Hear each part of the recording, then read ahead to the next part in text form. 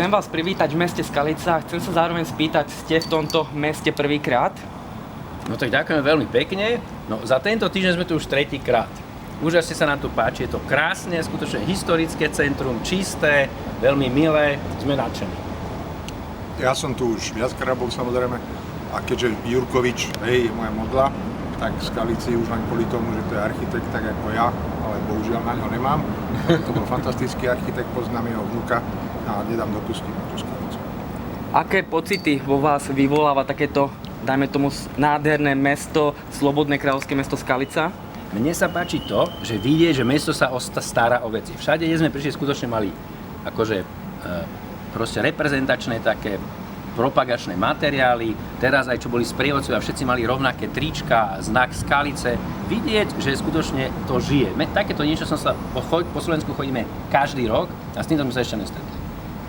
No ja sa zase vrátim k Jurkovičovi, lebo to je vidno, že všetci si to tu ctia, pozrite si pamiatkovú zónu, dodržiavajú sa nejaké pravidlá, ale to je o ľuďoch, jak stavajú, nestávajú kraviny, ctia si ako tú históriu, takže nemôžem iba len doporučiť, aby ktokoľvek sem prišiel a mne sa tu páči, nemôžem si pomôcť. A poslednou mojou otázkou by bolo, ak by ste mali urobiť nejakú pozvánku pre potenciálnych návštevníkov, akú pozvánku by ste povedali?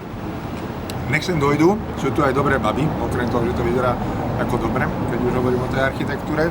Je tu dobrý trdelník, a víno sme ešte nestihli všetko ochutnať, takže viem, lebo aj kamarátov dedo, ktorý odtiaľto pochádza, ešte ten rubín nejak vynašiel, takže viem, že aj to víno stojí za to. Takže lepšia pozvánka nemôže byť.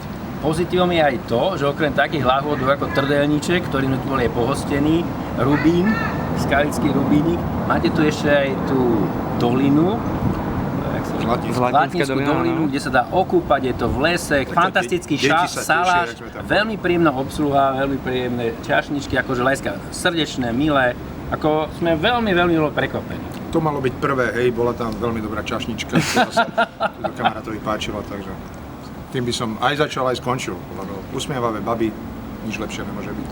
Ďakujeme za príjemný rozhovor. My ďakujeme za veľmi pekné, za podučku, za výklad. Takto keby išli všetky mesta na Slovensku, určite by to výrazne pomohlo. Jak Slovensku, tak samozrejme tým mestám cestovný ruch by určite išiel hore. Určite. Ďakujem ešte raz. Ďakujem.